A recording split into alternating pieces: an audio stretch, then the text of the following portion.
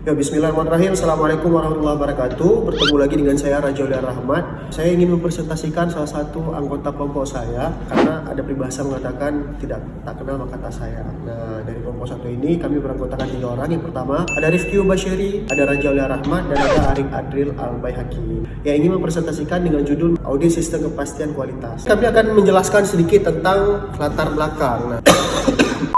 Semakin ketatnya intensitas persaingan dalam merebut pasar mendorong perusahaan untuk memberikan lebih kepada pelanggan dibanding sama perusahaan-perusahaan lainnya. Nah, untuk memulai keinginan, kebutuhan, dan harapan pelanggan, perusahaan membangun suatu sistem kepastian kualitas. Hal ini berkaitan dengan usaha untuk memastikan bahwa proses-proses yang berjalan, perusahaan dapat menjamin dihasilkan dan diserahkannya produk yang sesuai dengan spesifikasi pelanggan. Di dalam sistem kepastian kualitas, unsur-unsur penting kepastian kualitas dibangun dengan memungkinkan personalia dalam perusahaan untuk mengidentifikasi, merancang, mengembangkan, dan memproduksi. Sistem ini harus beradaptasi dan berubah untuk mampu menghasilkan produk yang sesuai dengan keinginan para pelanggan. Sebagai bagian dari komitmen perusahaan untuk menghasilkan produk sesuai yang diharapkan oleh standar kualitas yang diharapkan oleh para pelanggan. Dan kita masuk pembahasan yang pertama, yaitu pengertian audit sistem kepastian kualitas. Nah, audit sistem kepastian kualitas adalah proses sistematis, mandiri, terdokumentasi untuk memperoleh bukti objektif dan menilainya secara objektif untuk menentukan sejauh mana kriteria audit telah dipenuhi. Audit ini dirancang untuk menilai aktivitas, praktik, atau kebijakan perusahaan yang menentukan apakah perusahaan memiliki kemampuan untuk memenuhi kriteria tersebut. Audit atas sistem kepastian kualitas mungkin dirasa perlu ketika kerja kualitas aktual berbeda dengan standar yang telah ditetapkan. Program audit mungkin juga merupakan bagian dari persyaratan kontrak dengan pelanggan atau mungkin juga merupakan persyaratan yang ditetapkan pemerintah dalam memberikan kepastian terpenuhinya standar kualitas yang ditetapkan oleh pemerintah. Audit memberikan informasi kepada perusahaan tentang kinerja produk yang dihasilkan, kinerja departemen atau bagian, kinerja perusahaan secara keseluruhan, dan area peningkatan yang harus dilakukan untuk mencapai kinerja yang lebih baik. Peranan audit sistem kepastian kualitas. Audit sistem kepastian kualitas memiliki peranan penting dalam memberikan kepastian kualitas kepada pelanggan dan proses yang berlangsung di dalamnya. Audit menyediakan perusahaan informasi untuk menjawab beberapa pertanyaan yang berkaitan dengan kinerja kualitas sebagai berikut. Yang pertama, apakah perusahaan mampu mencapai kepastian kualitas? Yang kedua, apakah prosedur-prosedur yang berlaku telah diikuti dan ditaati? Yang ketiga, apakah metode efisiensi terbaru telah didokumentasi dan diterapkan? Selanjutnya, apakah catatan kualitas dipelihara secara memadai dan digunakan untuk menyelesaikan masalah-masalah produksi? Selanjutnya, yang kelima, apakah jadwal pemeliharaan untuk penjagaan telah diikuti dengan baik? Selanjutnya, sistem audit mencakup pembandingan audit terhadap keluhan dan ketidakpastian yang tidak tertangani. Sebab tidak semua informasi yang diterima auditor adalah positif. Pelaksana audit mungkin tidak begitu saja menerima apa yang disampaikan atau tampak berbagai pihak berkepentingan terhadap hasil audit sistem kepastian kualitas dengan berbagai kepentingan dan tujuannya. Berikut adalah pihak-pihak tersebut. Yang pertama, perusahaan atau manajemen puncak untuk menilai seberapa mampu jajaran di bawahnya mengimplementasikan sistem kepastian manajemen kualitas yang telah disepakati menjadi panduan operasional perusahaan dalam mencapai tingkat kualitas yang telah ditetapkan. Nah, selanjutnya pelanggan untuk mendapatkan kepastian bahwa produk yang dikonsumsi atau digunakan telah sesuai dengan standar atau kualitas yang telah ditetapkan. Selanjutnya ada pemerintah. Nah, untuk mendapatkan kepastian produk yang dihasilkan dan dilepas ke pasar telah sesuai dengan standar kualitas yang telah ditetapkan dan aman dikonsumsi atau yang biasa kita sebut dengan BPOM. Dalam hal ini pemerintah mempunyai tanggung jawab yang besar terhadap yang katanya melindungi masyarakat dari ketidaksesuaian produk-produk yang dipasarkan oleh para perusahaan yang nakal. Selanjutnya ada asosiasi. Kelompok ini berkepentingan terhadap hasil audit sistem kepastian kualitas untuk mendapat informasi tentang bagaimana perusahaan menjadi anggota mengelola manajemen kualitas sehingga mampu menghasilkan produk sesuai dengan dipersyaratkan pelanggannya. Selanjutnya ada lembaga sertifikasi. Lembaga ini membutuhkan hasil audit untuk menilai kemampuan dari perusahaan dalam menerapkan sistem kepastian kualitas yang telah ditetapkan oleh pelanggan. Lembaga sertifikasi. Lembaga ini membutuhkan hasil audit adalah untuk menilai kemampuan dari perusahaan dalam menerapkan sistem kepastian kualitas kualitas yang telah ditetapkan oleh lembaga sertifikasi ini, sehingga bisa diambil tindak lanjut dari keberadaan sertifikat yang telah diberikan. Di samping itu, informasi hasil audit ini juga merupakan umpan balik untuk melakukan pembinaan kepada perusahaan atau perbaikan standar yang telah ditetapkan. Nah, yang terakhir ada tujuan dan manfaat audit. Standar ISO 10011 yang menjadi pedoman pelaksanaan sistem kepastian kualitas menyatakan tujuan dari audit ini adalah untuk satu, menentukan ketidaksesuaian, yang kedua, menentukan efektivitas sistem kepastian kualitas, yang ketiga, memberikan peluang untuk memperbaiki sistem, yang keempat, memenuhi persyaratan peraturan, yang kelima, memudahkan registrasi, yang keenam, menilai pemasok dan memverifikasi sistem kualitasnya. Nah, selanjutnya ada menilai dan memverifikasi sistem kualitas perusahaan itu sendiri. Nah, sementara manfaat dari audit ini adalah membantu mengembangkan sistem manajemen kualitas terpadu yang efektif. Selanjutnya ada menyempurnakan proses pengambilan keputusan manajemen. Yang ketiga, membantu pengalokasian sumber daya secara optimal. Yang keempat, mencegah timbulnya masalah yang dapat mengganggu. Yang kelima, memungkinkan dilakukannya tindakan koreksi yang tepat waktu. Yang keenam, mengurangi biaya-biaya tambahan yang tidak perlu. Yang ketujuh, meningkatkan produktivitas. Dan yang terakhir, meningkatkan kepuasan pelanggan dan pasar. Oke, selanjutnya akan dilanjutkan oleh teman saya.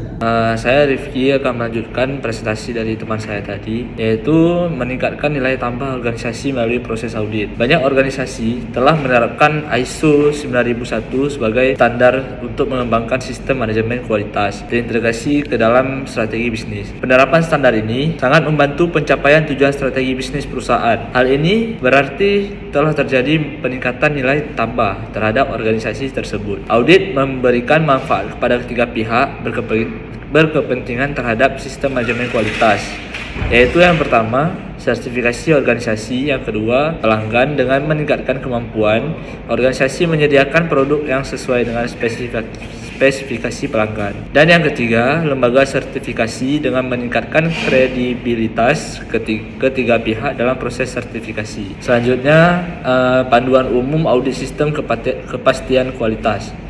Jika audit dilakukan sendiri oleh tim perusahaan, beberapa petunjuk berikut ini dapat membantu auditor dalam mengatasi kesulitan yang ditemukan dalam melakukan audit sistem kepastian kualitas. Pastikan bahwa audit berfokus pada penemuan fakta berkaitan dengan kelemahan yang masih terjadi dalam peningkatan berkelanjutan. Selanjutnya, audit seharusnya digunakan sebagai alat organisasi secara luas dalam meningkatkan kualitas baik sistem proses maupun hasil yang telah ditetapkan.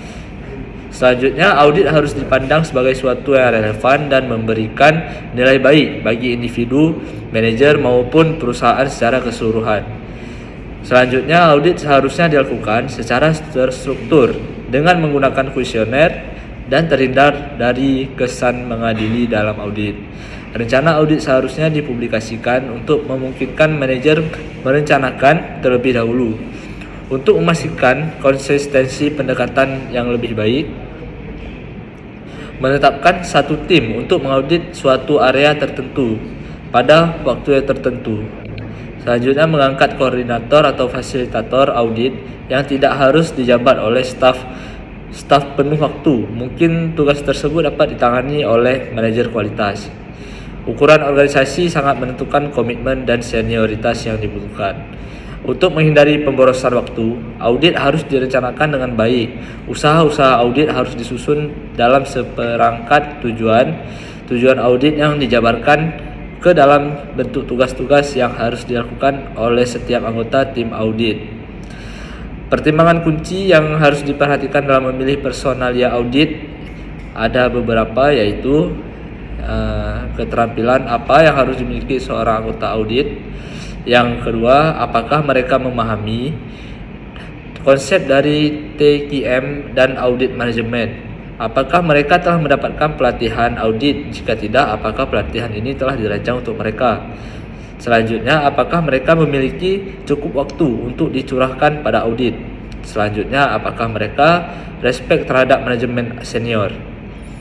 Perlakukan audit sebagai aktivitas rutin yang berusaha meminimalkan berbagai gangguan yang terjadi. Audit harus memiliki tujuan dan sasaran yang jelas. Selanjutnya ada manajemen kualitas, yaitu ada yang pertama itu fokus pada pelanggan, yaitu menyelidiki dan memahami kebutuhan pelanggan Dan yang kedua, memastikan bahwa tujuan dan sasaran perusahaan berhubungan dengan kebutuhan dan harapan pelanggan. Dan ada yang ketiga, mengkomunikasikan kebutuhan dan harapan pelanggan dengan organisasi secara keseluruhan. Dan ada yang keempat, menyelaraskan pendekatan dalam memuaskan pelanggan dan pihak yang berkepentingan serta mengambil tindakan atas hasil yang diperoleh. Selanjutnya, memastikan keseimbangan antara kepuasan pelanggan dengan pihak lain yang berkepentingan seperti pemilik, karyawan, pemasok, investor, masyarakat, pemilik serta pemangku kepentingan atau stakeholder yang lainnya. Sementara ada pun manfaat dari penerapan prinsip fokus pada pelanggan ini bagi perusahaan, yaitu dapat meningkatkan pendapatan dan penguasaan pangsa pasar yang diperoleh melalui tanggapan yang cepat dan fleksibel terhadap kesempatan pasar, dan meningkatkan efektivitas dan efisiensi penggunaan sumber daya perusahaan dalam meningkatkan kepuasan pelanggan dan meningkatkan loyalitas pelanggan melalui transaksi yang berkelanjutan. Selanjutnya ada kepemimpinan, yaitu ada beberapa poin tentang kepemimpinan. Yang pertama, memandang semua kebutuhan pihak terkait sebagai satu kesatuan. Yang kedua, menciptakan visi dan misi yang jelas untuk masa depan perusahaan. Dan yang ketiga, menetapkan tujuan, sasaran serta target yang menantang dan akuntabilitas. Yang kelima, menyediakan sumber daya dan pelatihan. Yang keenam, menjadi teladan dan dalam kejujuran moral dan penciptaan budaya perusahaan yang kuat. Yang ketujuh, membangun kepercayaan dan menghilangkan berbagai kekhawatiran karyawan. Selanjutnya ada keterlibatan sumber daya manusia, yaitu penerapan prinsip-prinsip keterlibatan SDM akan membantu setiap individu dalam kelompok untuk memahami tentang pentingnya kontribusi dan peranan mereka dalam perusahaan, dan mengidentifikasi kendala-kendala yang dapat menghambat kinerja mereka dan bertanggung jawab terhadap masalah yang dihadapi dan mencari solusi bagaimana menyelesaikan masalah tersebut. Selanjutnya, mampu menilai kinerja sendiri dihubungkan dengan tujuan perusahaan dan tujuan pribadinya.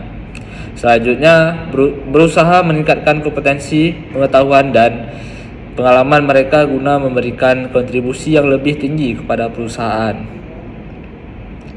Yang keenam, menyumbangkan pengalamannya dengan bebas serta mendiskusikan masalah-masalah yang sedang berkembang. Adapun manfaat yang dapat dari penerapan prinsip ini adalah setiap orang dalam perusahaan menjadi termotivasi untuk memberikan komitmen dan keterlibatannya dalam pencapaian tujuan dan sasaran perusahaan, dan menumbuh kembangkan inovasi dan kreativitas serta perbaikan terus-menerus dalam mencapai tujuan perusahaan. Setiap orang menjadi bertanggung jawab terhadap kinerjanya. Yang terakhir ada pendekatan proses. Sesuai dengan ISO 9001/2008 mendefinisikan proses sebagai kumpulan aktivitas yang saling berhubungan atau mempengaruhi di mana berubahnya input menjadi output. Perubahan yang dimaksud dalam definisi ini adalah terjadinya proses penciptaan nilai tambah pada input yang diolah sehingga output yang dihasilkan mampu memenuhi persyaratan pelanggan. Beberapa manfaat penting itu adalah penurunan biaya dan waktu siklus menjadi lebih pendek melalui efektivitas penggunaan sumber daya, dan hasil yang diperoleh meningkat, konsisten dan dapat diperkirakan, dan peningkatan kecepatan menjadi prioritas dan terfokus. Nah, selanjutnya ada pendekatan sistem terhadap manajemen. Pendekatan sistem terhadap manajemen didefinisikan sebagai pengidentifikasian, pemahaman dan pengelolaan sistem dari proses yang saling terkait untuk pencapaian tujuan dan peningkatan sasaran perusahaan secara efektif dan efisien. Penerapan prinsip-prinsip ini akan membantu perusahaan untuk yang pertama, menstrukturkan sistem menuju pencapaian tujuan dan sasaran dengan lebih efektif dan efisien. Yang kedua, memahami keterkaitan proses dengan sistem.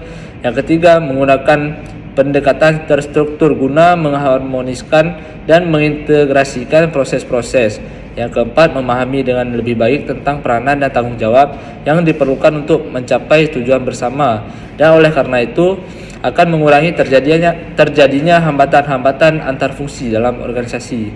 Yang kelima, memahami kemampuan organisasi dan penetapan kendala-kendala dari sumber daya sebelum bertindak, menentukan target dan mendefinisikan bagaimana aktivitas-aktivitas spesifik dalam sistem harus beroperasi. Yang ketujuh, melakukan perbaikan terus-menerus dalam organisasi melalui pengukuran dan evaluasi. Selanjutnya, peningkatan berkelanjutan. Peningkatan berkelanjutan atau peningkatan berkelanjutan merupakan pengembangan dari konsep peningkatan terus-menerus, di mana dalam peningkatan yang berkelanjutan ini dilakukan suatu stabilisasi terlebih dahulu terhadap peningkatan yang telah dilakukan sebelumnya. Untuk melakukan peningkatan berikutnya, peningkatan berkelanjutan terhadap kinerja organisasi harus menjadi tujuan tetap organisasi untuk mendapatkan yang terbaik dalam pencapaian tujuan dan sasaran organisasi yang baik jangka pendek maupun jangka panjang. Selanjutnya, pembuatan keputusan berdasarkan fakta. Keputusan yang efektif biasanya dibuat berdasarkan analisis yang tepat serta data dan informasi akurat yang mewakili fakta yang terjadi berkaitan dengan sistem manajemen kualitas. Keputusan dan kebijakan yang dibuat berdasarkan fakta memberikan manfaat kepada organisasi berupa mengambil keputusan berdasarkan informasi yang akurat dan meningkatkan kemampuan untuk menunjukkan efektivitas dari keputusan terdahulu melalui referensi terhadap fakta-fakta yang terdokumentasi dan meningkatkan kemampuan untuk meninjau ulang serta mengubah opini keputusan-keputusan. Selanjutnya ada langkah-langkah dalam menerapkan prinsip-prinsip di antara lain adalah terbagi 5. Yang pertama, mengumpulkan data dan informasi serta pengujian yang berkaitan dengan tujuan dan sasaran perusahaan. Yang kedua, memastikan bahwa data dan informasi akurat, dapat dipercaya dan mudah diakses. Yang ketiga, menganalisis data dan informasi dengan menggunakan metode yang tepat. Yang keempat, memahami penggunaan teknik-teknik statistik. Yang kelima, membuat keputusan dan menindaklanjuti berdasarkan hasil analisis dan pengamatan. Selanjutnya saya akan menjelaskan poin ke-8, yaitu hubungan saling menguntungkan dengan pemasok. Hubungan yang saling menguntungkan harus dikembangkan oleh perusahaan dengan pemasoknya dalam rangka meningkatkan kemampuan kedua belah pihak dalam memberikan nilai tambah. Penerapan prinsip ini akan membantu perusahaan untuk, di sini ada 7 poin. Yang pertama yaitu menetapkan hubungan yang menyeimbangkan hasil-hasil jangka pendek dengan pertimbangan-pertimbangan jangka panjang. Yang kedua, memanfaatkan keahlian sumber daya dari mitra bisnis. Yang ketiga, mengidentifikasi dan memilih pemasok-pemasok utama yang dapat diandalkan. Yang keempat, menciptakan komunikasi yang jelas dan terbuka dengan para pemasok. Yang kelima, membagi informasi dan rencana-rencana di masa yang akan mendatang. Yang keenam, menentukan pengembangan bersama dan berbagai aktivitas peningkatan yang berkelanjutan. Dan yang ketujuh, meningkatkan apresiasi, pengakuan, dan penghargaan terhadap peningkatan dan pencapaian oleh pemasok. Selanjutnya, ada manfaat bagi organisasi dalam menerapkan prinsip yang tadi, yang 7 poin itu. Antara lain, yang pertama, manfaatnya yaitu meningkatkan kemampuan untuk menciptakan nilai tambah bagi kedua pihak, meningkatkan fleksibilitas dan kecepatan bersama untuk menanggapi perubahan pasar atau kebutuhan dan harapan pelanggan. Yang terakhir yaitu manfaatnya mengoptimalkan biaya dan penggunaan sumber daya. Poin selanjutnya ada tentang langkah-langkah audit. Jadi langkah-langkah audit dalam sistem kepastian ini mengadopsi model PDSA atau Plan, Do, Study, Act yang dipopulerkan oleh Deming. Audit sistem manajemen kualitas dapat mengikuti langkah-langkah sebagai berikut. Yang pertama ada perencanaan. Pada tahap perencanaan ini, auditor melakukan identifikasi terhadap tujuan atau sasaran organisasi. Pernyataan tujuan dapat mempertegas fokus audit. Kemudian yang kedua ada pelaksanaan. Pada pelaksanaan audit diawali dengan suatu pertemuan pendahuluan auditor dengan berbagai pihak yang berwenang untuk membahas tentang ruang lingkup audit, tujuan, jadwal pelaksanaan, dan rancangan kertas kerja audit atau KKA. Kemudian yang ketiga ada memahami hasil audit. Hasil audit menyajikan informasi tentang kekuatan, kelemahan, dan beberapa bagian yang membutuhkan peningkatan dalam organisasi audite. Jadi hasil audit itu menyajikan informasi tentang kekuatan, kelemahan, dan beberapa bagian yang membutuhkan peningkatan dalam organisasi audite. Kemudian pada laporan hasil audit yang disampaikan auditor memuat kesimpulan hasil audit yang didukung bukti atau temuan audit dan rekomendasi yang diberikan untuk peningkatan serta perbaikan hal-hal yang masih perlu diperbaiki. Kemudian yang terakhir ada tindakan perbaikan. Pada tahap ini, organisasi didampingi oleh auditor mengimplementasikan rencana tindakan perbaikan yang telah ditetapkan. Hal ini memastikan bahwa rekomendasi dan kesimpulan yang dibuat oleh auditor dan didukung dengan rencana tindakan perbaikan oleh pihak terkait. Itu dapat membantu organisasi dalam mencapai tujuan peningkatan yang berkelanjutan. Selanjutnya saya akan menjelaskan tentang persyaratan sistem kepastian kualitas berdasarkan ISO 9001-2008. Pada persyaratan ini terdapat 5 klausul dari ISO yang memberikan rujukan atau referensi tentang sistem kepastian kualitas yang meliputi yang pertama ada klausul 4 tentang sistem manajemen kualitas. Yang kedua ada klausul 5 tentang tanggung jawab manajemen, yang ketiga ada klausul 6 tentang manajemen sumber daya, yang keempat ada klausul 7 tentang realisasi produk, yang kelima ada klausul 8 tentang pengukuran, analisis, dan peningkatan. Yang terakhir saya akan menjelaskan tentang kesimpulan dari materi yang kami sajikan. Jadi audit sistem kepastian kualitas merupakan audit yang dilakukan terhadap kinerja perusahaan yang dalam hal ini untuk memastikan bahwa proses-proses yang berjalan di dalam perusahaan sudah sesuai dengan standar kualitas yang telah ditetapkan oleh atau dalam operasinya, baik terhadap produk atau jasa yang dihasilkan maupun struktur dan karyawan perusahaan guna mencapai kualitas yang diharapkan. Jadi audit ini dirasa perlu pada saat kinerja kualitas aktual. Jadi audit ini dirasa perlu pada saat kinerja kualitas aktual berbeda dengan standar yang telah ditetapkan. Peranan audit ini adalah seperti untuk mengetahui apakah perusahaan telah mencapai tujuan kualitasnya dan untuk mengetahui apakah perusahaan telah mengikuti prosedur-prosedur yang telah berlaku atau yang berlaku pada perusahaan tersebut. Dalam hal ini audit sistem kepastian kualitas berfokus kepada pelanggan dan sistem manajemen kualitas. Jadi temuan hasil audit selanjutnya dianalisis lalu dinilai kecukupan dan kesesuaiannya terhadap standar ISO 9001-2008 dan hasil temuan auditor tersebut akan digunakan sebagai dasar pengambilan keputusan, pengendalian manajemen serta perbaikan dan atau perubahan. Sekian presentasi dari kelompok 1. Kurang lebihnya mohon dimaafkan. Wassalamualaikum warahmatullahi wabarakatuh.